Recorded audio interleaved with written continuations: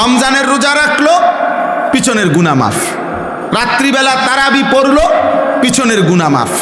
শবে কদর তালাশ করলো, পিছনের গুনাহ মাফ। এইভাবে গুনাহ মাফ করবে।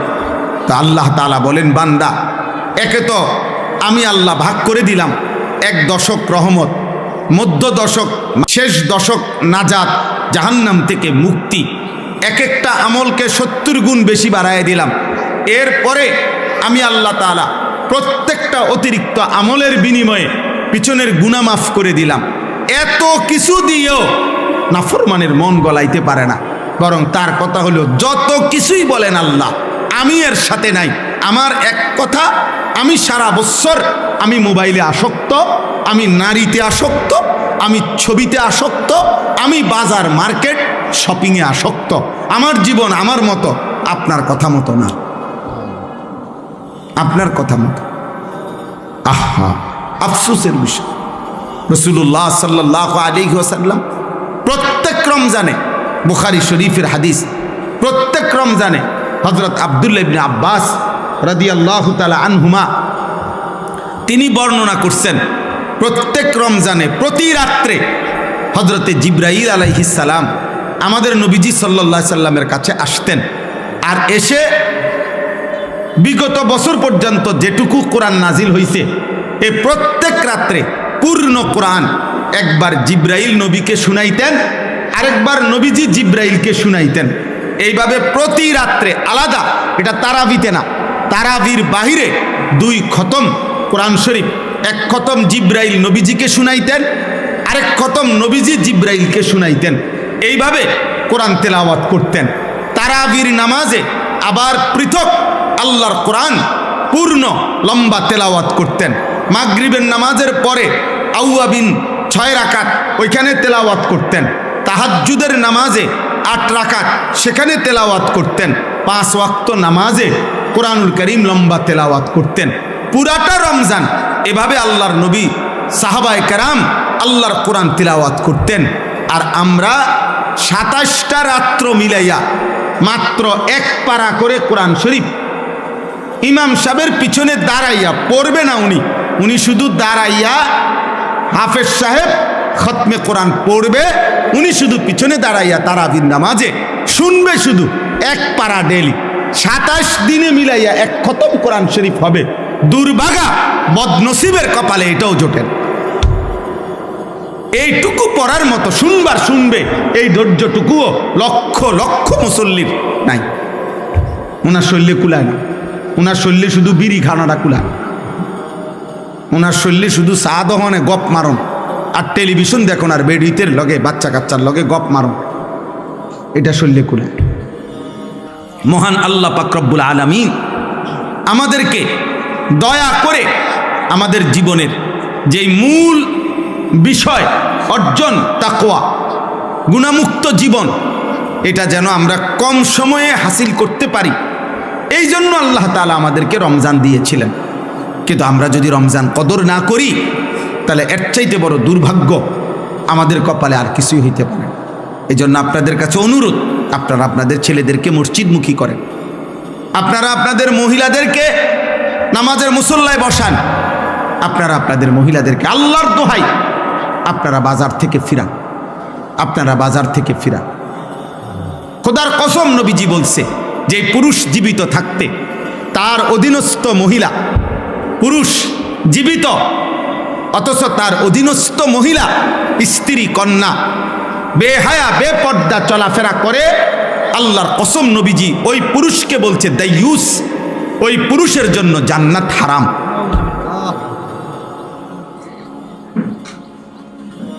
এটা মনে রাখতে হবে বাপ। দাইয়ুস বলা হয় মহিলাকে না। আমাদের সমাজে অনেক মানুষ বুঝে না এটা, মানুষে কথায় কথা বেড়িতে কয় তাই একটা দাইয়ুস মহিলা। না না না, মহিলা দাইয়ুস হয় না, দাইয়ুস পুরুষকে বলে। পুরুষ, যেই পুরুষের অধীনস্থ নারী বেপর্দা, যেই পুরুষের অধীনস্থ নারী বেহায়া, যেই পুরুষের অধীনস্থ নারী বেপর্দা চলাফেরা করে, ওই পুরুষকে বলে দাইয়ুস। ওই পুরুষের জন্য জান্নাত হারাম। কথা বুঝছেন আমার কথাটা আপনারা? ওই পুরুষের জন্য কি হারাম? স্বামী বাইচা আছে, স্ত্রী বেপর্দা, বাবা বাইচা আছে, মেয়ে বেপর্দা। এই যার অধীনে নারী বেপর্দা, ওই ব্যক্তিটা, ওই পুরুষটা হলো দায়ুস, তার জন্য জান্নাত হারাম। তো মহিলার জন্য তারও আগেই নাই। রাসূলুল্লাহ সাল্লাল্লাহু আলাইহি সাল্লাম বলছেন 500 বছরের রাস্তা, 500 বছরের দূরে থাকতেই, জান্নাত থেকে 500 বছরের দূরত্বে থাকতেই কোনো ব্যক্তির নাকে জান্নাতের ঘ্রাণ লাগবে। তো কিন্তু আল্লাহর নবী ওয়াদা দিছে, বেহায়া নারী, বেপর্দা নারী 500 বছরের দূরত্বে থাকেও জান্নাতের এই বেহায়া নারী ঘ্রাণও পাবে না, ঘ্রাণও পাবে। লাম ইয়াজিদনা রিহাল জান্নাহ, জান্নাতের ঘ্রাণও তার নাকে লাগবে না। বেপর্দা নারী, বেহায়া নারী। এই জন্য কার শাড়ি কে দেখে? একজন মহিলা শাড়ি কিনছে, এটা দেখবে কয়জনের? সর্বোচ্চ 10-20 জন মানুষ। পুরা ইউনিয়নের মানুষ কি আর রং চাইতে হয় বলি আপনার বেডির কাপড়? এক জোড়া জুতা কে দেখে? আর কার জুতা কে দেখে? কার ঠ্যাঙ্গে জুতা নাই? জুতা তো প্রত্যেকের পরনেই আছে। তাহলে বুঝি পুরা গ্রাম চুক্তি মানুষ আইব আপনার জুতা এক জোড়া চাইতে। এটা নইলে 10-20 জন মানুষ দেখবে এটুকুর জন্য। আস্তাগফিরুল্লাহ। এত বড় রমজান, এত বড় রহমত, মাগফিরাত, নাজাতের মাস, এভাবে জবাই করে দেওয়া, এভাবে বিসর্জন দেওয়া, এভাবে কোরবান করে দেওয়া, এটা উচিত না। এটা উচিত না, কোনোভাবেই উচিত না, কোনোভাবে উচিত। এজন্য স্ত্রীকে ফিরান, হাতে ধরে ফিরান, জোর করে ফিরান, যদি আপনি নিজে জাহান্নাম থেকে বাঁচতে চান। আর যদি মস্কারি করেন, হাসি দিয়ে উড়াইয়া দিলেন, অথবা বললেন হুজুর বলেন তো, বুঝি তো, পারি তো না, এই সমস্ত মস্কারি করলে ঠিক আছে আব্বা, দুনিয়া তো চলবে, কিন্তু আখেরাত চলবে না, আখেরাত চলবে না। রমজান আল্লাহ তাআলা যে জিনিসের নিয়ামত যেমন বেশি, গাফলতির শাস্তিও বেশি। যেমন মক্কা শরীফ, আল্লাহর ঘর কাবা, হারামের সীমানা যেটা, হুদুদে হারাম, আল্লাহর ঘরের যে সীমানা, মসজিদে হারামের যে সীমানা, ওইখানে নেকি যেমন অনেক, ওইখানের অপরাধ পাপের শাস্তিও অনেক, শাস্তিও অনেক। ঠিক রমজান মাসের নেকি যেমন অনেক, ওই সময় আল্লাহর গোস্বাও অনেক। এই জন্য হাদিসের মধ্যে আছে, আল্লাহ নবী সাল্লাল্লাহু আলাইহি সাল্লাম বলছেন, আপনারা বহু শুনছেন ওয়াজে এটা, যে রমজানের শেষ দিন হযরত জিবরাইল আলাইহিস সালাম নবীজির কাছে এসে, নবীজি তখন মিম্বরের মধ্যে উঠতেছিলেন, এই মিম্বরের মধ্যে উঠা অবস্থায় আল্লাহ নবী সাল্লাল্লাহু আলাইহি সাল্লামের কাছে জিবরাইল আসছে, আর আয়েশা শুনাইছে, ইয়া রাসূলুল্লাহ, যে ব্যক্তি রমজান পেল, মান আদরাকা রমাদান, যে ব্যক্তি রমজান পর্যন্ত হায়াত পাইছিল, কিন্তু এত বড় রমজানে নিজের গুনাহ মাফ করাইতে পারে নাই, আল্লাহর সন্তুষ্টি অর্জন করতে পারে নাই, আল্লাহ নবী সাল্লাল্লাহু আলাইহি সাল্লামের কাছে জিবরাইল বলছে, ইয়া রাসূলুল্লাহ, ওই নাফরমানের উপরে আল্লাহর লানত, আমরা ফেরেশতাদের লানত। নবীজি বলছে আমিন, মানে আমি মুহাম্মদেরও লানত। যা তোর উপরে আল্লাহর লানত পড়ুক, তোর উপরে ফেরেশতার লানত পড়ুক, তোর উপরে আমি নবী মুহাম্মদের লানত পড়ুক, লানত তোর উপর। তুই একটা রমজান তবুও টেলিভিশন ছাড়তে পারল না, একটা রমজান তবুও মোবাইল ছাড়তে পারল না, একটা রমজান তবুও বিড়িখানা ছাড়তে পারল না, একটা রমজান তবুও সুদ খাওয়া ছাড়তে পারল না, একটা রমজান তবুও কাস্টমারকে ঠকানো, এই বাটপারি 2 নম্বরই ছাড়তে পারল না, একটা রমজান তবুও কি চুরি চামারি ছাড়তে পারল না, একটা রমজান তুমি মহিলা বেহায়া নারী একটা রমজান মাসে পর্যন্ত বেপর্দা বাজারে ঘুরে ছাড়তে পারল না। না ফরমান, এত বড় অসভ্য মহিলা হয় মুসলমান নারী, এতটা বেয়াদব কেমনে হয়? এতটা অসভ্য কেমনে হয় বলে? এজন্য আল্লাহ রসুল বলছে, জিবরাইল আইসা বলে গেছে, ইয়া রাসূলুল্লাহ, লানত, তার উপরে লানত, তো যার উপরে আল্লাহর লানত তারে রমজানে নেকি দিবে কে? যার উপরে নবীর লানত, যার উপরে ফেরেশতাদের লানত, তাকে নেকি দিবে কে? বলেন। রাসূলুল্লাহ সাল্লাল্লাহু আলাইহি ওয়াসাল্লাম বলেছেন, মান লাম ইয়াদা কাওলা যুর ওয়াল আমালা বিহি ফালাইসা লিল্লাহি হাজাতুন আন ইয়াদা তাআমাহু ওয়া শারাবাহু। নবীজি বলেন, রমজান মাস যে ব্যক্তি রোজা রেখে মিথ্যা কথা, মিথ্যা আচরণ, গুনার আচরণ ছাড়তে পারে নাই, আল্লাহ রসুল বলছে ওই নাফরমান তোর বেটা খাদ্য এবং পানি থেকে বিরত থাকার কোনোই প্রয়োজন আল্লাহর কাছে নাই, যা তোর রোজা তোর মুখে থুতে পারে। ইমাম মালিক রহমতুল্লাহ আলাই রমজান মাস আসলে পৃথিবীর সব কাজ বন্ধ করে দিতেন।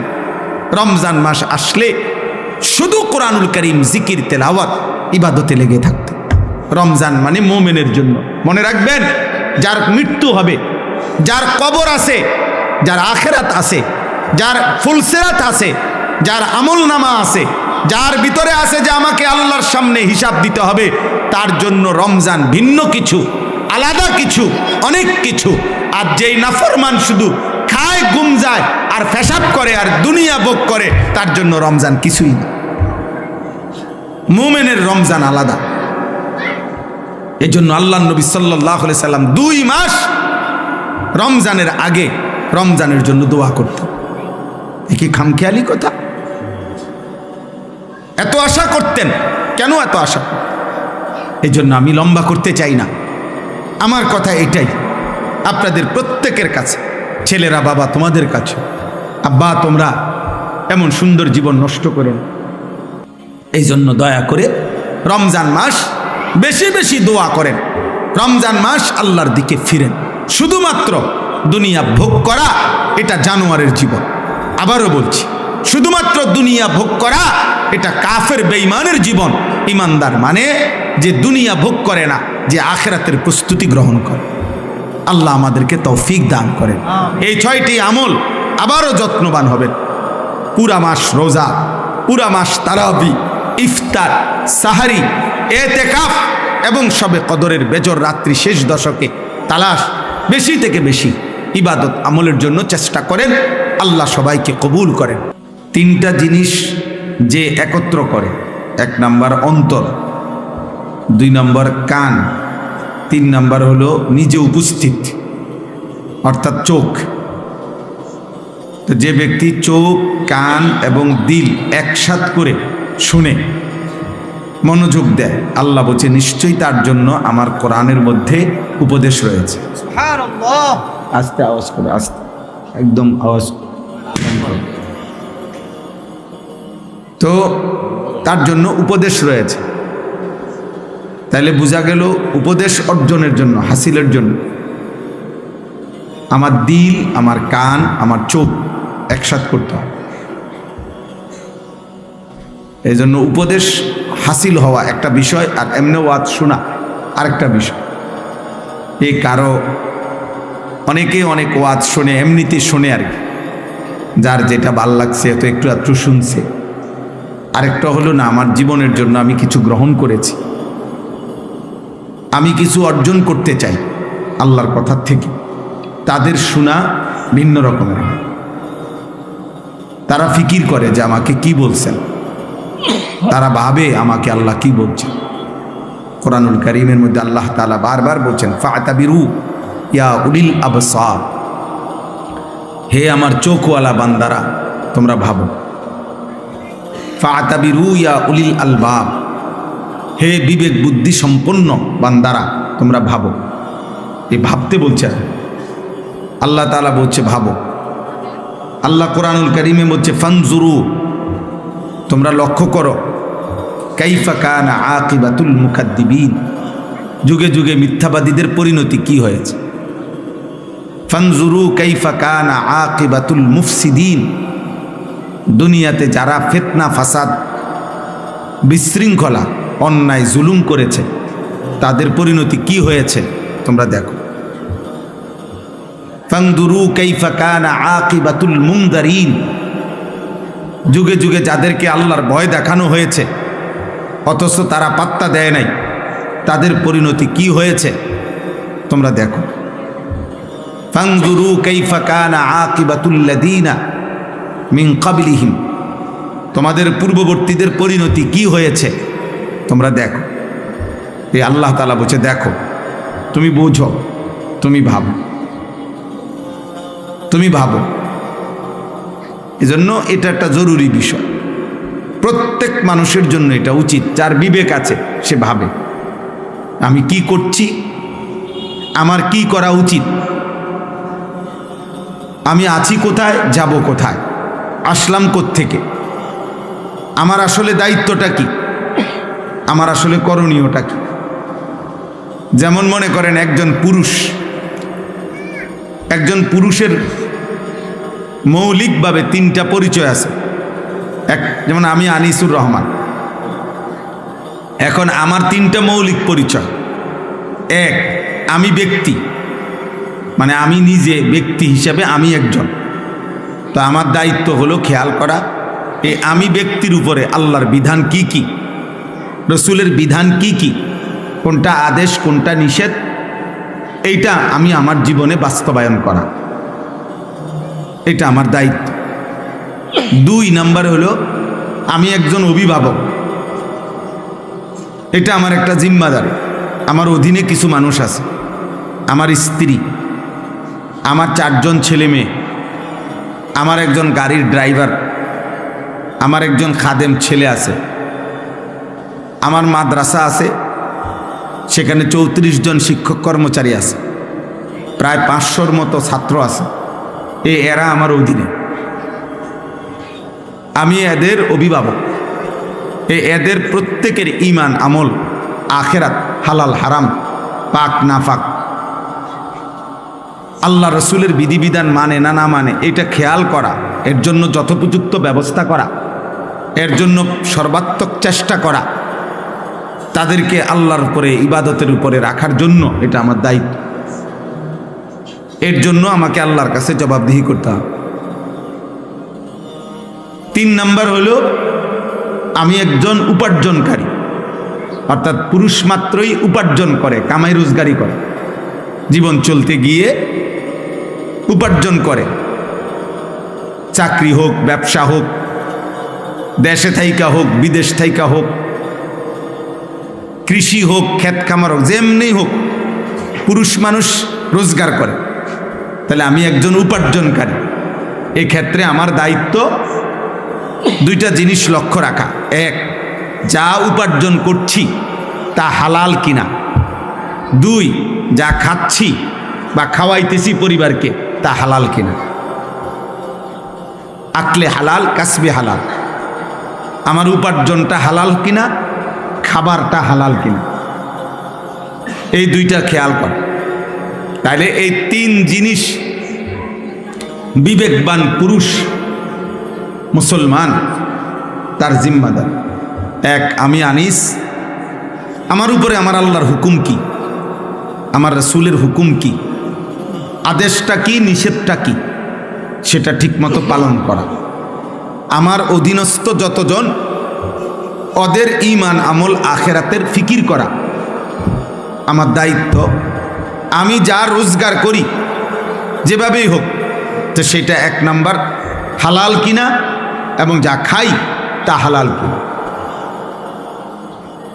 এই বিষয়ে যে যত্নবান না, তারা সংসার করে ঠিক, জীবন চলে ঠিক, কিন্তু এলোমেলো, নিজের জীবনে আল্লাহ নাই, রাসূল নাই, আখেরাত নাই, পরকাল নাই, স্ত্রী একদিকে, জিফুত একদিকে, সবাই সবার মতে এমনি মুখে মুখে বলে আরে পরিবার, ফুতে কয় আরে হাবড়া আমার আব্বা, কিন্তু আব্বা আব্বার মতো, ফুতে ফুতের মতো, স্বামী স্বামীর মতো, স্ত্রী স্ত্রীর মতো, ছেলে ছেলের মতো, মেয়ে মেয়ের মতো। প্রত্যেকের পছন্দ আলাদা, প্রত্যেকের চলাফেরা আলাদা, প্রত্যেকের রুচি আলাদা, প্রত্যেকের জীবন চলা আলাদা। বাপ জানে না ছেলেটা এমন চলে কেন, ছেলে জানে না বাপ এমন চলে কেন, স্বামী জানে না স্ত্রী এমন চলে কেন, স্ত্রী জানে না স্বামী এমন চলে কেন। এই লাগাম ছাড়া, এই গা ছাড়া মানুষ, এই খামখেয়ালি গাফেল মানুষ এদের দুনিয়াও হতাশা, বরবাদ, আখিরাতও বরবাদ। আর দ্বিতীয়ত নারী যারা, মহিলা, প্রত্যেক মহিলা আপনার তারও কমপক্ষে মৌলিকভাবে তার জিম্মাদারি যে 1 নম্বর হলো সে একজন নারী, তো তার নিজের উপরে আল্লাহর হুকুম কি কি, রাসূলের হুকুম কি কি, এটা জানা এবং পালন করা, এটা তার দায়িত্ব। 2, সে স্ত্রী, দ্বিতীয়ত সে স্বামীর সংসার করে, অতএব স্বামীর পরিবার, স্ত্রী হিসাবে তার দায়িত্ব কি, এটা যথাযথভাবে আদায় করা, এটা তার আজীবনের জিম্মাদারি। 3, সেও অভিভাবক, অর্থাৎ বাচ্চার মা, তাহলে সন্তানকে লালন পালন করা এবং বাচ্চাদেরকে দিন শিখানো, আল্লাহ চিনানো, এটাও নারীর দায়িত্ব। তাহলে নারীরও মূল মৌলিক দায়িত্ব 3টা। সে একজন মহিলা, কন্যা, নারী, এই আলোকে তার উপরে আল্লাহর হুকুম বিধান কি এটা জানা বুঝা। দ্বিতীয়ত হলো সে একজন স্ত্রী, এই হিসাবে স্বামীর সংসারে তার জিম্মাদারি কি এটা জানা এবং পালন করা। তৃতীয়ত হলো সে একজন মা, বাচ্চার সন্তানদেরকে আল্লাহ চিনানো, আখিরাত চিনানো, তাদেরকে দিন মানানো, আল্লাহর সাথে পরিচয় করানো, তাদেরকে ঈমান ইসলামের উপরে আগলাইয়া রাখা, এটা দায়িত্ব তার। এতটুকু দায়িত্ব যদি কোনো পুরুষ কিংবা নারী ভুলে যায়, তার আর মুসলমান কি রইল, আর আখিরাত কি হলো? এজন্য আমরা এই ওয়াজ মাহফিল দিনে হোক রাতে হোক, সারা বছর আমরা এটা বুঝাইতে চাই যে আপনি আপনার দায়িত্ব বুঝে নেন, আপনি আপনার কর্তব্য বুঝে এরপরে ওই আলোকে আপনি আপনার কাজ করেন। আপনাকে বাজার, ব্যবসা, ঘর সংসার, স্বামী স্ত্রী কোনো কিছুই নিষেধ করে না ইসলাম, এগুলো তো আল্লাহই দিয়েছেন, নিষেধ করবে কেন? এই পৃথিবীর যত উপার্জন, এই পৃথিবীর যত আয়োজন, সব তো আল্লাহরই দেওয়া, তা আল্লাহ নিষেধ করবে কেন? শুধু আল্লাহ তাআলা বলছেন তুমি আমার আদেশ নিষেধের প্রতি খেয়াল করো, আমার বিধিবিধানের প্রতি খেয়াল করো, এতটুকুই চাইছেন আল্লাহ, এতটুকুই চাইছেন। যা পালন করতে বলেছি তা পালন করো, যা নিষেধ করেছি তা বর্জন করো। এই আদেশ পালন করা, নিষেধ বর্জন করা, এটাই শরীয়ত, এটাই ইবাদত, এটাই নেক আমল, এটাই আমলে সালেহ, এটাই তাকওয়া। তাকওয়া আল্লাহ তাআলা কোরআনুল কারীমের মধ্যে একজন ঈমানদারের কাছে এটাই চাইছেন, তোমরা আল্লাহর ইবাদত করো, তোমরা আল্লাহর দ্বীন মানো, তোমরা তাকওয়া অবলম্বন করো, তোমরা আমলে সালেহ নেক আমল করো। তো এই সবটা কথার অর্থ কি? ইয়া আইয়ুহাল্লাযীনা আমানুত্তাকুল্লাহ ওয়া মা খালাকতুল জিন্না ওয়াল ইনসা ইল্লা লিয়াবুদুন। আমার ইবাদত, তাকওয়া, নেক আমল। ফামান কানা ইয়ারজু লিকা রাব্বিহি ফালিয়ামাল আমালান সালিহা। যে জান্নাত চায়, আল্লাহর সাক্ষাৎ চায়, আল্লাহ বলেন সে যেন নেক আমল করে। আল্লাহ বলছেন হে ঈমানদার, আল্লাহকে ভয় করো, তাকওয়া অবলম্বন করো। আল্লাহ তাআলা বলছে আমি সৃষ্টি করেছি ইবাদতের জন্য। ইবাদত কি, তাকওয়া কি, নেক আমল কি? এই দুই কথা, যা আদেশ তা পালন করা, যা নিষেধ তা বর্জন করা। তারকুল মুনকারাত ফি'লুল খায়রাত, এটাই তাকওয়া, এটাই ইসলাম। এরই নাম মুসলমান, এরই নাম ঈমানদার। অতএব তাকওয়া যার মধ্যে নাই, ইসলাম যার মধ্যে নাই, গুনাহ থেকে বাঁচার মানসিকতা যার মধ্যে নাই, ও মুসলমান না। আল্লাহর ইবাদত করার মানসিকতা যার মধ্যে নাই, সে কোনো মুসলমান না। এই নাম সর্বস্ব, পরিচয় সর্বস্ব, কোনো কাগজে লেখা আছে এতটুকু, এই জাতীয় মুসলমানের 2 পয়সার কোনো ভ্যালু নাই। বরং মুসলমান মানে তাকেই বলে প্রতিনিয়ত, ঈমানদার তাকেই বলে প্রত্যেক দিন, প্রতিদিন, প্রতি মুহূর্তে যার মধ্যে এই কথার খেয়াল আছে যে আমার জন্য আদেশ কি, আমার জন্য নিষেধ কি, আদেশটা আমি পালন করব, নিষেধ আমি বর্জন করব। এই মানসিকতা থাকা চাই। কম বেশি হবে, কখনো আদেশ আমার আল্লাহর হুকুম ছুটে যাবে, কখনো আল্লাহর নিষেধ আমার দ্বারা হয়ে যাবে। হ্যাঁ, স্বাভাবিক, গুনাহ হতেই পারে, নেক আমল ছুটতেই পারে, কিন্তু এটা হলো একটা। আরেকটা হলো আমার মানসিকতার মধ্যেই নেক আমল করার কোনো ফিকিরে নাই, হালাল উপার্জনের কোনো চিন্তাইও নাই। এই সুদখোর 30 বছরই সুদখোর, মৃত্যুকেই বাটপার, প্রতিদিনই বাটপার, চোর ডেলি চোর, বেনামাজি একদিনও নামাজ পড়ে না, গালিগালাজ করে, কথায় কথায় অসভ্য, এই অসভ্য প্রত্যেক দিন অসভ্য, বিড়ি সিগারেট খায়, এই বেহুদা মানুষ, ফালতু মানুষ প্রতিদিনই বিড়ি সিগারেট খায়। তো বাজে মানুষ এগুলো, ফালতু লোক, এগুলো বাজে লোক, বাজে মানুষ প্রতিনিয়ত প্রতিদিন, যে যার ভিতরে গুনাহ ছাড়ার কোনো মানসিকতাই নাই, এবারে এক তালে, এক রঙে, এক ঢঙ্গে প্রতিদিন গুনাহ করে, প্রতিদিন মিথ্যা বলে, নিয়মিত সুদ খায়, নিয়মিত ওজনে কম দেয়, নিয়মিত বিড়ি সিগারেট খায়, নিয়মিত গালিগালাজ করে, নিয়মিত টেলিভিশন, রঙিন সিনেমা, নর্তকীর ছবি দেখে। আস্তাগফিরুল্লাহ, এটা কি মুসলমান? এটা কিসের মানুষ এটা? তাইলে মুসলমান, মোমেন, আমাদের জীবনে ভাই তাকওয়া জরুরি, তাকওয়া জরুরি। আল্লাহ তাআলা ইমানদারের কাছে এটা চেয়েছেন। কোথাও বলছেন ইবাদত, কোথাও বলছেন আমলে সালেহ, কোথাও বলছেন তাকওয়া, কিন্তু অর্থ একই। আদেশগুলো পালন করো, নিষেধগুলো কি করো? বর্জন করো, খালাস। বলে আমি সব পারবনি, আপনারে কইছিনি সব পারতেন, আপনি শুরুও না করবেন, আপনি চেষ্টা না করবেন, তৌফিক আল্লাহ না দিবেন। আপনার ভিতরে তো চেষ্টাই নাই। 365 দিন, এক বছর এক তালে মিথ্যা বলে কেমনে? নিয়মিত গুনাহ করে কেমনে একজন মুসলমান? যার ভিতরে আখিরাত আছে, যে নিজেকে চিনে মুসলমান। এজন্য রমজান মাস মহান আল্লাহ পাক রব্বুল আলামিন দয়া করে আমাদেরকে দান করেছেন। মূলত আল্লাহ তো চেয়েছিলেন 11 মাস 12 মাস বান্দা তাকওয়ার উপরে থাকবে, নেক আমলের উপরে থাকবে, ইবাদতের উপরে থাকবে। সারা বছর, সারা মাস বান্দা তুমি আমার একটা একটা হুকুম পালন করবা, একটা একটা গুনাহ ছেড়ে দিবা। আমি তো এটা প্রতি মাসেই তোমার কাছে চাইছিলাম, কিন্তু আচ্ছা ঠিক আছে, যাও। শয়তানের খপ্পরে পড়ে, নফসের ধোকায়, মনের হারাম চাহিদায় পড়ে, অসৎ পরিবেশ, অসৎ সঙ্গের কারণে পড়ে হতে পারে তুমি 11 মাস আমি আল্লাহর কথায় কোনো গুরুত্ব দিতে পারো নাই, ঠিকমতো ইবাদতগুলো করো নাই, ঠিকমতো গুনাহ বর্জন করো নাই। তো ঠিক আছে বান্দা, সব বাদ দাও, আমি আল্লাহ একের সব বাদ দিলাম।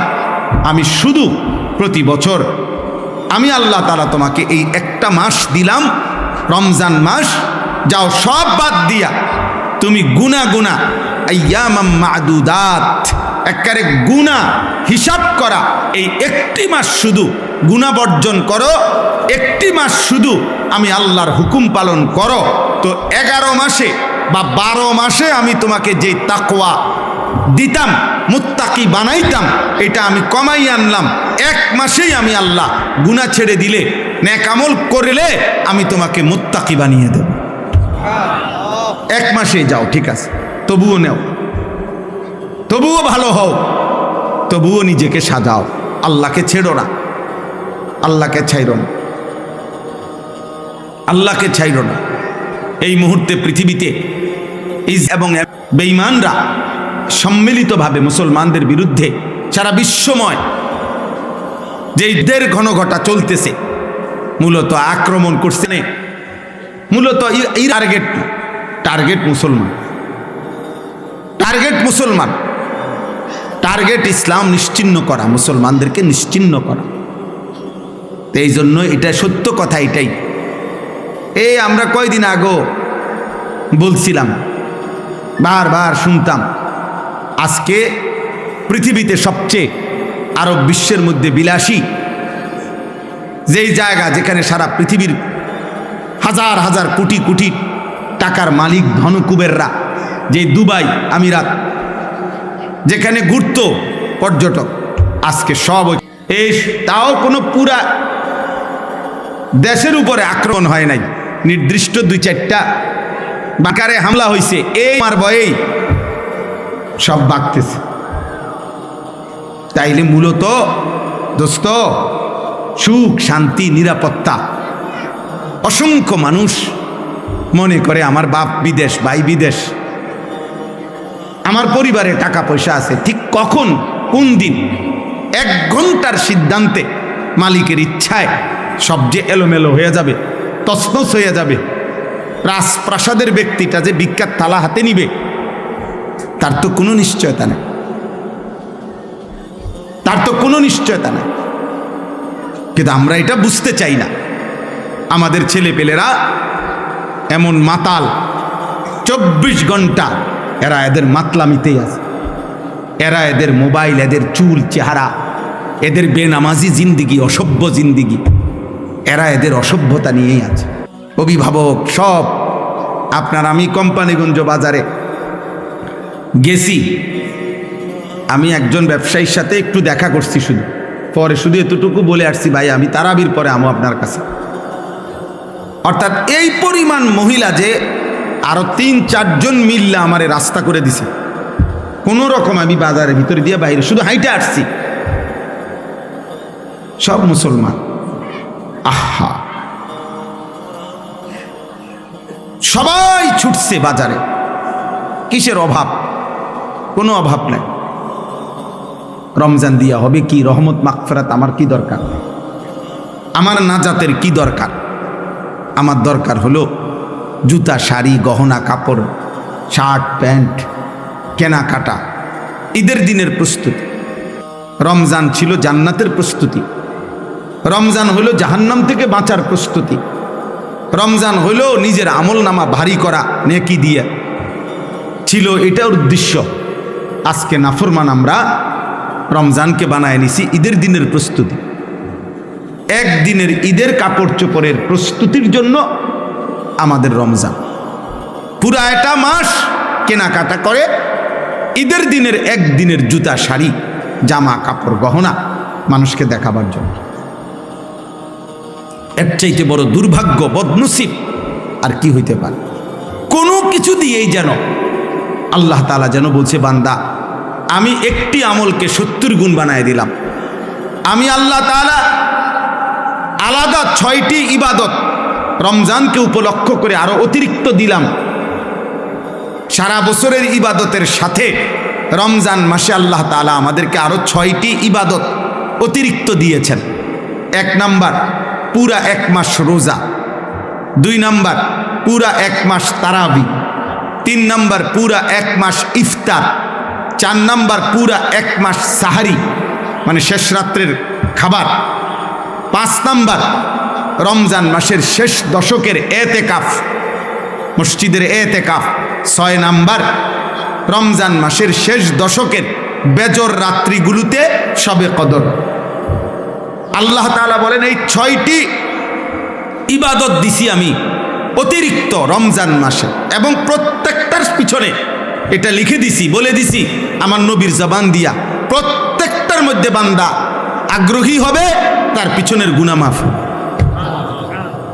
রমজানের রোজা রাখলো, পিছনের গুনাহ মাফ। রাত্রিবেলা তারাবি পড়লো, পিছনের গুনাহ মাফ। শবে কদর তালাশ করলো, পিছনের গুনাহ মাফ। এইভাবে গুনাহ মাফ করবে। তা আল্লাহ তাআলা বলেন, বান্দা একে তো আমি আল্লাহ ভাগ করে দিলাম 1 দশক রহমত, মধ্য দশক, শেষ দশক নাজাত, জাহান্নাম থেকে মুক্তি। এক একটা আমলকে 70 গুণ বেশি বাড়ায় দিলাম। এরপরে আমি আল্লাহ তাআলা প্রত্যেকটা অতিরিক্ত আমলের বিনিময়ে পিছনের গুনাহ মাফ করে দিলাম। এত কিছু দিয়েও নাফরমানের মন গলাইতে পারে না, বরং তার কথা হলো, যত কিছুই বলেন আল্লাহ, আমি এর সাথে নাই। আমার এক কথা, আমি সারা বছর আমি মোবাইলে আসক্ত, আমি নারীতে আসক্ত, আমি ছবিতে আসক্ত, আমি বাজার মার্কেট শপিংয়ে আসক্ত। আমার জীবন আমার মতো, আপনার কথা মতো না, আপনার কথা মতো। আহা, আফসোসের বিষয়। রাসূলুল্লাহ সাল্লাল্লাহু আলাইহি ওয়াসাল্লাম প্রত্যেক রমজানে, বুখারী শরীফের হাদিস, প্রত্যেক রমজানে হযরত আব্দুল্লাহ ইবনে আব্বাস রাদিয়াল্লাহু তাআলা আনহুমা তিনি বর্ণনা করছেন, প্রত্যেক রমজানে প্রতি রাত্রে হযরতে জিবরাইল আলাইহিস সালাম আমাদের নবীজি সাল্লাল্লাহু আলাইহি সাল্লামের কাছে আসতেন, আর এসে বিগত বছর পর্যন্ত যেটুকু কোরআন নাজিল হয়েছে এই প্রত্যেক রাত্রে পূর্ণ কোরআন একবার জিবরাইল নবীকে শুনাইতেন, আরেকবার নবীজি জিবরাইলকে শুনাইতেন। এইভাবে প্রতি রাত্রে আলাদা, এটা তারাবিতে না, তারাবির বাহিরে 2 খতম কোরআন শরীফ, 1 খতম জিবরাইল নবীজিকে শুনাইতেন, আরেক খতম নবীজি জিবরাইলকে শুনাইতেন। এইভাবে কোরআন তেলাওয়াত করতেন। তারাবির নামাজে আবার পৃথক আল্লাহর কোরআন পূর্ণ লম্বা তেলাওয়াত করতেন। মাগরিবের নামাজের পরে আউয়াবিন 6 রাকাত ওইখানে তেলাওয়াত করতেন। তাহাজ্জুদের নামাজে 8 রাকাত সেখানে তেলাওয়াত করতেন।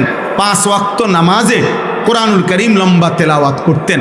পুরাটা রমজান এভাবে আল্লাহর নবী সাহাবায়ে কেরাম আল্লাহর কোরআন তেলাওয়াত করতেন।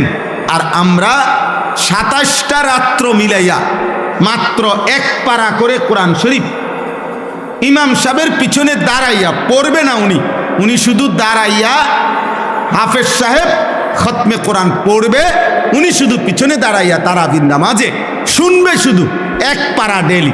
27 দিনে মিলাইয়া 1 খতম কোরআন শরীফ হবে। দুর্ভাগা বদনসিবের কপালে এটাও জোটেন। এইটুকু পড়ার মতো শুনবার শুনবে, এই ধৈর্যটুকুও লক্ষ লক্ষ মুসল্লির নাই। ওনার শরীরে কুলায় না, ওনার শরীরে শুধু বিড়ি খানাটা কুলায়, ওনার শরীরে শুধু চা দহনে গপ মারন আর টেলিভিশন দেখুন আর বেডিতের লগে বাচ্চা কাচ্চার লগে গপ মারন, এটা শরীরে কুলায়। বুঝেন নাই কথাটা? 40 মিনিটের কাজ 50 মিনিটের সময়, ধৈর্য কুলায় না। না পারতাম না, এক কথা শেষ। কি লেগে পারতাম না? লক্ষ লক্ষ হাজার হাজার মসজিদে খতমে তারাবি হয় না। খতমে তারাবি ওই 20 মিনিট 20 রাকাত টার্গেট দিয়ে দিছে, যত তাড়াতাড়ি পারবেন। আপনি বুঝানোরও দরকার নাই, আমরা মুসল্লি বুঝারও দরকার নাই, ফেরেশতা বুঝারও দরকার নাই, জিনে বুঝারও দরকার নাই, কেউই বুঝার দরকার নেই। কারণ এটা তো আসলে কোনো কিচ্ছু না, এটা দিয়ে কিচ্ছু হইতে যাইতো না। এই জন্য এই জন্য ভাই আমার কথা এটাই যে আমরা মহান আল্লাহ পাক রব্বুল আলামিন আমাদেরকে দয়া করে আমাদের জীবনের যেই মূল বিষয় অর্জন তাকওয়া, গুনাহমুক্ত জীবন, এটা যেন আমরা কম সময়ে হাসিল করতে পারি। এই জন্য আল্লাহ তাআলা আমাদেরকে রমজান দিয়েছিলেন। কিন্তু আমরা যদি রমজান কদর না করি তাহলে এর চাইতে বড় দুর্ভাগ্য আমাদের কপালে আর কিছুই হইতে পারে। এই জন্য আপনাদের কাছে অনুরোধ, আপনারা আপনাদের ছেলেদেরকে মসজিদমুখী করেন, আপনারা আপনাদের মহিলাদেরকে নামাজের মুসল্লায় বসান, আপনারা আপনাদের মহিলাদেরকে আল্লাহর দোহাই আপনারা বাজার থেকে ফিরান, আপনারা বাজার থেকে ফিরান। খোদার কসম নবীজি বলছে যে পুরুষ জীবিত থাকতে তার অধীনস্থ মহিলা, পুরুষ জীবিত অথচ তার অধীনস্থ মহিলা স্ত্রী কন্যা বেহায়া বেপর্দা চলাফেরা করে, আল্লাহর কসম নবীজি ওই পুরুষকে বলছে দাইয়ুস, ওই পুরুষের জন্য জান্নাত হারাম।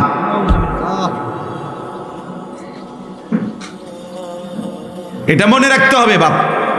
দাইয়ুস বলা হয় মহিলাকে না। আমাদের সমাজে অনেক মানুষ বুঝে না এটা, মানুষে কথা কথা বেড়িতে কয় তাই একটা দাইয়ুস মহিলা।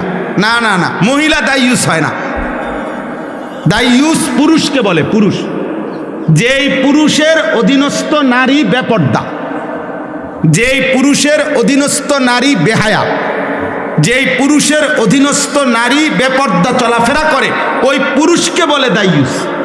ওই পুরুষের জন্য জান্নাত হারাম। কথা বুঝছেন আমার কথাটা আপনারা? ওই পুরুষের জন্য কি হারাম? স্বামী বাইচা আছে, স্ত্রী বেপর্দা, বাবা বাইচা আছে, মেয়ে বেপর্দা, এই যার অধীনে নারী বেপর্দা, ওই ব্যক্তিটা, ওই পুরুষটা হলো দায়ুস, তার জন্য জান্নাত হারাম। তো মহিলার জন্য তারও আগেই নাই। রাসূলুল্লাহ সাল্লাল্লাহু আলাইহি সাল্লাম বলছেন 500 বছরের রাস্তা, 500 বছরের দূরে থাকতেই, জান্নাত থেকে 500 বছরের দূরত্বে থাকতেই কোনো ব্যক্তির নাকে জান্নাতের ঘ্রাণ লাগবে। তো কিন্তু আল্লাহর নবী ওয়াদা দিছে, বেহায়া নারী, বেপর্দা নারী 500 বছরের দূরত্বে থাকেও জান্নাতের এই বেহায়া নারী ঘ্রাণও পাবে না, ঘ্রাণও পাবে। লাম ইয়াজিদনা রিহাল জান্নাহ, জান্নাতের ঘ্রাণও তার নাকে লাগবে না। বেপর্দা নারী, বেহায়া নারী। এই জন্য কার শাড়ি কে দেখে? একজন মহিলা শাড়ি কিনছে, এটা দেখবে কয়জনের? সর্বোচ্চ 10-20 জন মানুষ। পুরা ইউনিয়নের মানুষ কি আর রং চাইতে হয় বলি আপনার বেডির কাপড়? এক জোড়া জুতা কে দেখে? আর কার জুতা কে দেখে? কার ঠ্যাঙ্গে জুতা নাই? জুতা তো প্রত্যেকের পরনেই আছে। তাহলে বুঝি পুরা গ্রাম চুক্তি মানুষ আইব আপনার জুতা এক জোড়া চাইতে। এটা নইলে 10-20 জন মানুষ দেখবে এটুকুর জন্য। আস্তাগফিরুল্লাহ। এত বড় রমজান, এত বড় রহমত মাগফিরাত নাজাতের মাস, এভাবে জবাই করে দেওয়া, এভাবে বিসর্জন দেওয়া, এভাবে কোরবান করে দেওয়া, এটা উচিত না। এটা উচিত না, কোনোভাবেই উচিত না, কোনোভাবে উচিত। এজন্য স্ত্রীকে ফিরান, হাতে ধরে ফিরান, জোর করে ফিরান, যদি আপনি নিজে জাহান্নাম থেকে বাঁচতে চান। আর যদি মস্কারি করেন, হাসি দিয়ে উড়াইয়া দিলেন, অথবা বললেন হুজুর বলেন তো, বুঝি তো, পারি তো না, এই সমস্ত মস্কারি করলে ঠিক আছে আব্বা, দুনিয়া তো চলবে, কিন্তু আখেরাত চলবে না, আখেরাত চলবে না। রমজান আল্লাহ তাআলা যে জিনিসের নিয়ামত যেমন বেশি, গাফলতির শাস্তিও বেশি। যেমন মক্কা শরীফ, আল্লাহর ঘর কাবা, হারামের সীমানা যেটা, হুদুদে হারাম, আল্লাহর ঘরের যে সীমানা, মসজিদে হারামের যে সীমানা, ওইখানে নেকি যেমন অনেক, ওইখানের অপরাধ পাপের শাস্তিও অনেক, শাস্তিও অনেক। ঠিক রমজান মাসের নেকি যেমন অনেক, ওই সময় আল্লাহর গোস্বাও অনেক। এই জন্য হাদিসের মধ্যে আছে, আল্লাহ নবী সাল্লাল্লাহু আলাইহি সাল্লাম বলছেন, আপনারা বহু শুনছেন ওয়াজে এটা, যে রমজানের শেষ দিন হযরত জিবরাইল আলাইহিস সালাম নবীজির কাছে এসে, নবীজি তখন মিম্বরের মধ্যে উঠতেছিলেন, এই মিম্বরের মধ্যে উঠা অবস্থায় আল্লাহ নবী সাল্লাল্লাহু আলাইহি সাল্লামের কাছে জিবরাইল আসছে, আর আয়েশা শুনাইছে, ইয়া রাসূলুল্লাহ, যে ব্যক্তি রমজান পেল, মান আদরাকা রমাদান, যে ব্যক্তি রমজান পর্যন্ত হায়াত পাইছিল কিন্তু এত বড় রমজানে নিজের গুনাহ মাফ করাইতে পারে নাই, আল্লাহর সন্তুষ্টি অর্জন করতে পারে নাই, আল্লাহর নবী সাল্লাল্লাহু আলাইহি সাল্লামের কাছে জিবরাইল বলছে, ইয়া রাসূলুল্লাহ, ওই নাফরমানের উপরে আল্লাহর লানত, আমরা ফেরেশতাদের লানত। নবীজি বলছে আমিন, মানে আমি মুহাম্মদেরও লানত। যা তোর উপরে আল্লাহর লানত পড়ুক, তোর উপরে ফেরেশতার লানত পড়ুক, তোর উপরে আমি নবী মুহাম্মদের লানত পড়ুক, লানত তোর উপর। তুই একটা রমজান তবুও টেলিভিশন ছাড়তে পারল না, একটা রমজান তবুও মোবাইল ছাড়তে পারল না, একটা রমজান তবুও বিড়িখানা ছাড়তে পারল না, একটা রমজান তবুও সুদ খাওয়া ছাড়তে পারল না, একটা রমজান তবুও কাস্টমারকে ঠকানো, এই বাটপারি 2 নম্বরই ছাড়তে পারল না, একটা রমজান তবুও কি চুরি চামারি ছাড়তে পারল না, একটা রমজান তুমি মহিলা বেহায়া নারী একটা রমজান মাসে পর্যন্ত বেপর্দা বাজারে ঘুরে ছাড়তে পারল না। নাফরমান, এত বড় অসভ্য মহিলা হয়, মুসলমান নারী এতটা বেয়াদব কেমনে হয়? এতটা অসভ্য কেমনে হয় বলেন? এজন্য আল্লাহ রসুল বলছে, জিব্রাইল আইসা বলে গেছে ইয়া রাসূলুল্লাহ লানত, তার উপরে লানত। তো যার উপরে আল্লাহর লানত তারে রমজানে নেকি দিবে কে? যার উপরে নবীর লানত, যার উপরে ফেরেশতাদের লানত, তাকে নেকি দিবে কে? বলেন। রাসূলুল্লাহ সাল্লাল্লাহু আলাইহি ওয়াসাল্লাম বলেছেন, মান লাম ইয়াদা কাওলা যুর ওয়াল আমালা বিহি ফালাইসা লিল্লাহি হাজাতুন আন ইয়াদা তাআমাহু ওয়া শারাবাহু।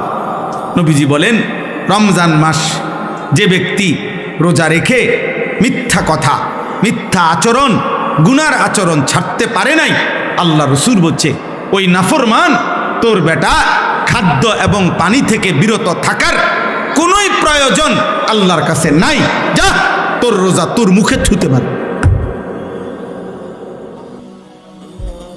তোর রোজা তোর মুখে ছুঁড়ে মারছে। নবীজি বলছে যা বেটা, তুই ভাত খাইলেই কি না খাইলেই কি, তুমি পানি পান করলেই কি না করলেই কি। আল্লাহ রসুল সাল্লাল্লাহু আলাইহি সাল্লাম বলছে, আল্লাহ নবী সাল্লাল্লাহু আলাইহি সাল্লাম বলছে আসসিয়ামু জুন্নাতুন, হে আমার উম্মত, রোজা হচ্ছে ঢাল, গুনাহ থেকে বাঁচার ঢাল স্বরূপ। তলোয়ারের সাথে যেরকম ঢাল থাকে, ফালা ইয়ারফুস ওয়ালা ইয়াসখাব, অতএব রোজা রেখে কেউ একটা অশ্লীল কাজ, গুনার কাজ করো না, কাউকে গালি দিও না, মন্দ বলো না। ওয়া ইনিমরুন কাতালাহু আও শাতামাহু ফালিয়াকুল ইন্নিমরুন সাইম মাররাতাইন। নবীজি বলছে, হে ঈমানদার, রোজা অবস্থায় কেউ যদি তোমাকে গালি দেয়, কেউ যদি তোমাকে ঝগড়া করতে আসে, এমনকি লড়াই করতে আসে, যে কোনো রকমের, তুমি তাকে এক কথা দুইবার বলে দিও যে আমি রোজাদার, আমি রোজাদার ভাই, আমি তোমার সাথে ঝগড়াও করব না, আমি তোমার সাথে লড়াইও করব না, আমি তোমার গালির উত্তরও দেব না, তুমি যা মন চায় তাই বলো, আমি রোজাদার, আমি রোজাদার। কোরআনুল কারীমের মধ্যে আছে হযরত জাকারিয়া আলাইহিস সালামকে আল্লাহ তাআলা রোজা রাখতে বলছেন, হযরত মরিয়ম আলাইহিস সালামকে আল্লাহ তাআলা রোজা রাখতে বলেছেন। কোন ব্যক্তির আল্লাহর পাকের অনুগত বান্দা হওয়া, তিনি যে আল্লাহর হুকুমে চলে, এটার প্রমাণ হিসাবে একটা চিহ্ন আল্লাহ তাআলা আদেশ করছেন, আপনি রোজা রাখেন। রোজাদার আল্লাহর প্রিয় বান্দা। রোজাদারের জন্য আল্লাহ তাআলা জান্নাতে আলাদা দরজা রাখছেন, ইউকালু লাহুর রায়্যান ইয়াদখুলুহুস সাইমুন। রোজাদারগণ শুধু ওই জান্নাতের ওই দরজা দিয়ে ঢুকবে। রোজাদার ঢুকা হলে অন্য কোনো বান্দা, অন্য কোনো ব্যক্তি ওই দরজা দিয়ে ঢুকতে পারবে না। রোজাদার। আর রোজা আল্লাহ তাআলার সিফাত, রোজা আল্লাহর সিফাত, অর্থাৎ খানা না খাওয়া, পানি পান না করা, স্ত্রীর সাথে মিলিত না হওয়া, এটা আল্লাহর সিফাত, আল্লাহর বৈশিষ্ট্য। আল্লাহ খায় না, আল্লাহ পান করে না, আল্লাহ স্ত্রী গ্রহণ করে না। তা আল্লাহ তাআলা বলে, বান্দা যখন কিছুক্ষণের জন্য আমার রঙে রঙিন হয়, তো বান্দার এই আমলের বিনিময় আমি আল্লাহ নিজ হাতে দিয়ে থাকি। আস-সাওমু লি ওয়া আনা আজজি বিহি, আমি বিনিময় দিয়ে থাকি। আর কোন হাদিসে আছে, কোন রেওয়ায়াতে আছে ওয়া আনা উজজা বিহি, অর্থ হইল রোজাদারের বিনিময় আমি আল্লাহ নিজেই, আমি তোর যা বান্দা, যা লাগে নিস। কত বড় ফজিলত, কত বড় সুযোগ ছিল, কত বড়। আল্লাহ তাআলা নবী সাল্লাল্লাহু আলাইহি সাল্লামের মাধ্যমে শুনাইছেন এটা। রোজাদারের এত মর্যাদা বলছেন, এত মর্যাদা বলছেন। সেই রমজান মাসেও যদি কেউ 5 ওয়াক্ত নামাজ না পড়ে, আপনি তার কপালটা কেমন কপাল! আহা, আয় হায় হায়, আপনাদের ওই সন্তানের কি হবে, আপনাদের ওই ছেলে মেয়ের কি হবে! আয় হায়, এই অসভ্য, এই বেয়াদব, এই খায় আর পেশাব করে আর পায়খানা করে আর ঘুম যায়। আয় হায়, এই জন্তু জানোয়ারের জীবন। এক বেলা খায়, আরেক বেলা ঘুম যায়, আরেক বেলা পেশাব পায়খানা করে, এতটুকুই রাত পার করে, এভাবেই দিন পার করে। এ তো জানোয়ারের জীবন। এ তো জন্তু জানোয়ারের জীবন, হাইওয়ানের জীবন, গরু গাধার জীবন। এটা মুমিন মানে তো যে ইবাদত করে, মুসলমান মানে তো যে আল্লাহকে চেনে, ইমানদার মানে তো যে আখিরাতকে চেনে। আরে ওই দিন কিতাবে পড়ছি, একজন বিখ্যাত বুজুর্গ ছিলেন হযরত সুফিয়ান সৌরি রহমতুল্লাহ আলাই। আশ্চর্য, উনি একদিন ভালো খানা খাইছে, রাত্রেবেলা খানাটা একটু বেশি খাইছে, স্বাদ লাগছে, তো খাইয়াই আবার খানা খাইয়া বলতেছে, হায় শোনো, যেই গাধাকে বেশি খাওয়ায় মালিক তার থেকে কাজও বেশি নেয়। তো আমি গাধারে যেহেতু আমার মালিক আজকে বেশি খাওয়াইছে, যা আজকে রাত্র আর ঘুমাইতাম না, ফজর পর্যন্ত তো সারা রাত্র নফল ইবাদতের মধ্যেই ছিল, কেন বেশি খাইলাম? এবং উদাহরণ দিছে নিজে যে গাধাকে তার মালিক ভালো খাওয়াইলে কামও বেশি নেয়। আমার মালিক যেহেতু আজকে আমার ভালো খাওয়াইছে, বেশি খাওয়াইছে, যা আমি আজকে আমার মালিকের গোলামি বেশিই করব। এমন ছিল বুজুর্গানে, এমন ছিলেন ইমামে আজম আবু হানিফা রহমতুল্লাহ আলাই। 61 খতম কোরআনুল করিম রমজান মাসে পড়তেন, প্রতিদিন 2 খতম আলাদা, আর তারাবিতে মুঠ 1 খতম। ইমাম মালিক রহমতুল্লাহ আলাই রমজান মাস আসলে পৃথিবীর সব কাজ বন্ধ করে দিতেন। রমজান মাস আসলে শুধু কোরআনুল করিম, জিকির, তেলাওয়াত, ইবাদতে লেগে থাকতেন। রমজান মানে মুমিনের জন্য। মনে রাখবেন, যার মৃত্যু হবে, যার কবর আছে, যার আখিরাত আছে, যার ফুলসিরাত আছে, যার আমল নামা আছে, যার ভিতরে আছে যে আমাকে আল্লাহর সামনে হিসাব দিতে হবে, তার জন্য রমজান ভিন্ন কিছু, আলাদা কিছু, অনেক কিছু। আর যেই নাফরমান শুধু খায়, ঘুম যায় আর পেশাব করে আর দুনিয়া ভোগ করে, তার জন্য রমজান কিছুই না। মুমিনের রমজান আলাদা। এই জন্য আল্লাহ নবী সাল্লাল্লাহু আলাইহি সাল্লাম 2 মাস রমজানের আগে রমজানের জন্য দোয়া করতেন। এ কি খামখেয়ালি কথা? এত আশা করতেন কেন? এত আশা করতেন, এই জন্য আমি লম্বা করতে চাই না। আমার কথা এটাই, আপনাদের প্রত্যেকের কাছে, ছেলেরা, বাবা তোমাদের কাছে, আব্বা তোমরা এমন সুন্দর জীবন নষ্ট করো না। সারা পৃথিবী উত্তপ্ত, বারবার কিন্তু ধাক্কা লাগে। মনে রাখো ভাই, সুখের জীবন কমে আসতেছে, ফুর্তির জীবন কমে আসতেছে। কালকে খবরে দেখলাম, দুবাই থেকে প্রাইভেট জেট, মানে প্রাইভেট বিমান দিয়া কেউ ইউরোপ যাইতে হইলে শুধু বিমান ভাড়া প্রায় 1 কোটি টাকার উপর, 1 কোটি টাকার কাছাকাছি। অর্থাৎ মানুষের সুখ, শান্তি, নিরাপত্তা আল্লাহ যদি না দেয়, কারো হাতে নাই, কারো হাতে নাই। দুবাই নাকি কুয়েত, আমিরাত নাকি সৌদি, আরে না রে ভাইয়া, মাত্র কয়টা বুম হলাইছে নির্দিষ্ট মার্কিন সামরিক ঘাঁটিতে ইরান থেকে, এক দূরেই সবার পায়জামা গরম, সবার হুড়াহুড়ি, দৌড়াদৌড়ি। অতএব সুখ কমে আসতেছে। এই দেখবেন সারা পৃথিবী অস্ত্রের ঝনঝনানি। প্রত্যেকটা রাষ্ট্রই তাদের নিজ নিজ শান দিতেছে, নতুন করে ধুইয়া মুচ্ছা সাফাই পরিষ্কার করতেছে। অর্থাৎ সারা বিশ্বব্যাপী আবারও এই হানাহানি, এই যুদ্ধ লাগবেই। এটাই পৃথিবীর পরিবর্তন আসবে।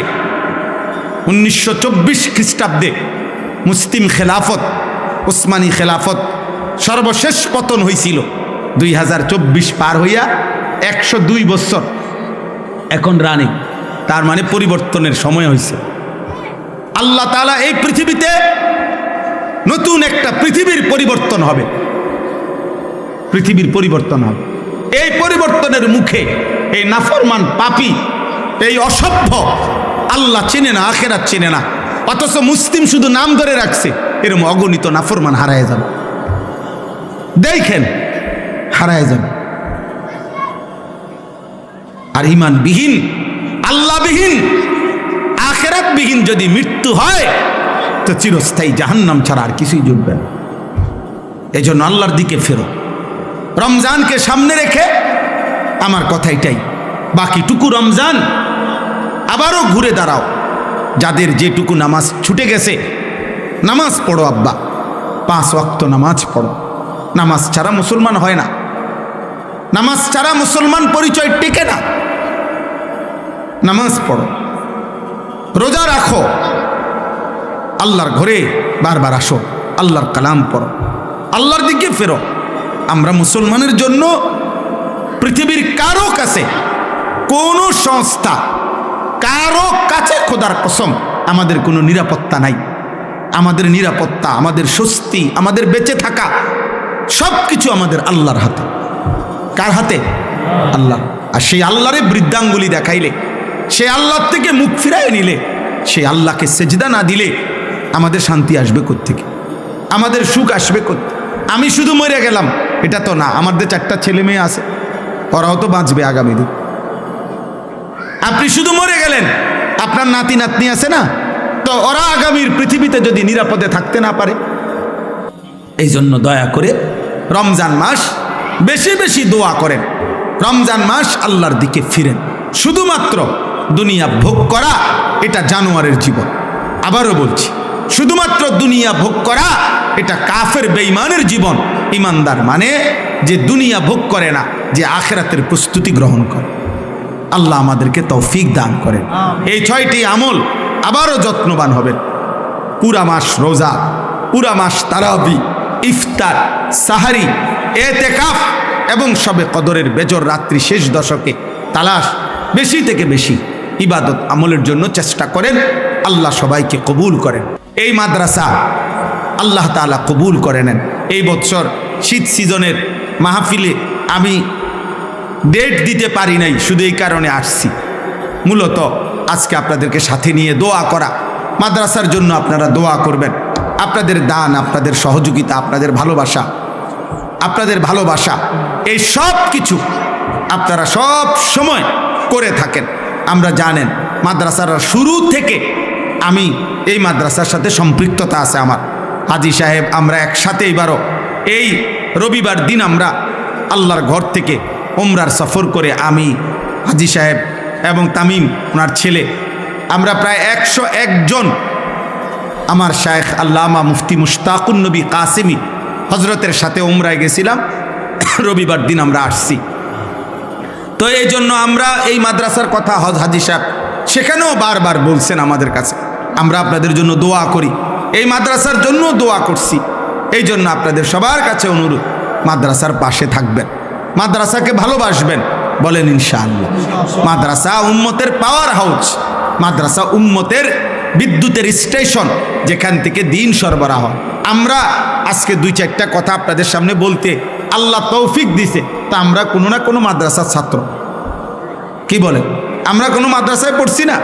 তো আমার শায়েখ আল্লামা মুফতি মুশতাকুন নবী সাহেব বলে যে 12 বছর আমি মাদ্রাসায় পড়লাম, তো 12 বছরে যতগুলো মাদ্রাসায় পড়ছি, প্রত্যেক মাদ্রাসায় যত মানুষ দান করেছে, টাকা পয়সা দিছে, সহযোগিতা করেছে, সমস্ত মানুষ খোদার কসম আমার এই বলার দ্বারা, আমার এই আপনাদেরকে কিছু শোনানোর দ্বারা যদি কিছু নেকি হয়, তাহলে যত মানুষ আমার পড়ালেখার জীবনে আমার সেই মাদ্রাসাগুলোতেও দান করেছিল, তারা প্রত্যেকেই আমার এই নেকির থেকে তারাও নেকি পাবে, কোনো সন্দেহ নেই।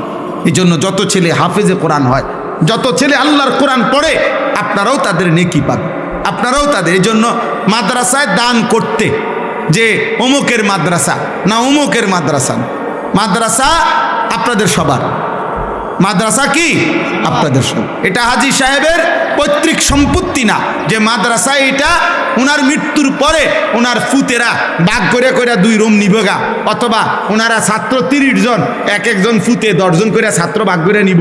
এটা কি পৈতৃক সম্পত্তি? এমন কিছুই না, আল্লাহর জন্যই দিছে, আল্লাহর জন্যই করছে। অতএব আপনারা প্রত্যেকে ইনশাআল্লাহ মাদ্রাসার জন্য সহযোগিতা করবেন, আপনাদের ছেলেদেরকে পড়তে দিবেন, আপনারা আন্তরিকতা দেখাইবেন, বিরোধিতা নয় বরং আন্তরিকতা। বলেন ইনশাআল্লাহ, বলেন ইনশাআল্লাহ। আজকেও রমজানের এই বরকতময় মাসে আপনারা প্রত্যেকে, আপনাদের কাছে আমাদের ছেলেরা যাইতেছে, দয়া করে প্রত্যেকে আপনারা আপনাদের পকেটে হাত দেন। মাদ্রাসার জন্য যেটুকু হয়, যার যেটুকু সুযোগ হয় আপনারা সহযোগিতা করেন, আল্লাহ বরকত দেবে। 2টা ছেলেকে এখন পাগড়ি দেওয়া হবে, এরপরেই আমরা দোয়া করতেছি, দোয়া করে এরপরে আমরা আসরের নামাজ ইনশাআল্লাহ পড়ব। যাও 2জন ছেলে। وبينات من الهدى والفرقان فمن شهد منكم الشهر فليصم صدق الله مولانا العظيم وقال نبينا صلى الله عليه وسلم الصيام جنة اللهم صل على محمد وعلى آل محمد كما صليت على إبراهيم وعلى آل إبراهيم إنك حميد مجيد اللهم بارك على محمد وعلى آل محمد كما باركت على إبراهيم وعلى آل إبراهيم إنك حميد مجيد سبحانك لا علم لنا إلا ما علمتنا إنك أنت العليم الحكيم আলহামদুলিল্লাহ। আল্লাহ পাক রব্বুল ইজ্জত জুল জালাল ওয়াল ইকরামের ফজল কারাম, রব্বুল আলামিনের ইহসান, মেহেরবানি, দয়া, আল্লাহ তাআলা আমাদেরকে আজ 5 মার্চ 2026 রোজ বৃহস্পতিবার 15 রমজান 1447 হিজরি, বিবাড়িয়া জেলা নবীনগর উপজেলাধীন আলিয়াবাদ আজকের এই জাহেরা খাতুন হাফিজিয়া মাদ্রাসা, আল্লাহ তাআলা আমাদেরকে ইফতার মাহফিলের আয়োজনে অংশগ্রহণ করার তৌফিক দান করেছেন। আলহামদুলিল্লাহ, আলহামদুলিল্লাহ। যে কয়েকজন ছেলে ভাই দাঁড়ায় আছো তোমরা বসো, এই ছেলে এনে বসো, একজনও দাঁড়ায় থাকা যাবেন, আর নাই তো চলে যাইতে হবে। বসতে অসুবিধা হইলে বাইরে চলে গেলে ভালো। বউ ভাই বউ, একজনও দাঁড়াবে না, দাঁড়ায় শুনলে সুন্দর হয় না। এরপরে মোবাইলগুলো বন্ধ করে দেন, হাতের মোবাইল যেগুলো, হাতে মোবাইল ধরে রেকর্ড করবেন না, এমনি শুনেন, এমনি আমাদের দিকে তাকাইয়া এরপরে শুনেন। চোখের দিকে তাকাইয়া শুনলে বরকত হয়, কম শুনলেও ভালো হয়। মোবাইলে শুধু শুধু অনেকগুলো ওয়াজ জমাইয়া তেমন কোনো ফায়দা নেই। সবার মোবাইলেই ওয়াজ আছে, সব বক্তাদের ওয়াজে আছে। মোবাইলে যত ওয়াজ পূর্ণ করা হোক, আখেরাতের কোনো ফায়দা নেই। নিজের কলিজায় দিলে নিজের মধ্যেই আল্লাহর কথা ঢুকানো উচিত। এজন্য ইনশাআল্লাহ যদি অল্প হোক মনোযোগ দিলে বরকত হবে। কোরআনুল কারীমের মধ্যে আল্লাহ তাআলা বলছেন, ইন্না ফি যালিকা লাযিকরা লিমান কানা লাহু কলবুন আও আলকাস সামআ ওয়া হুয়া শাহীদ।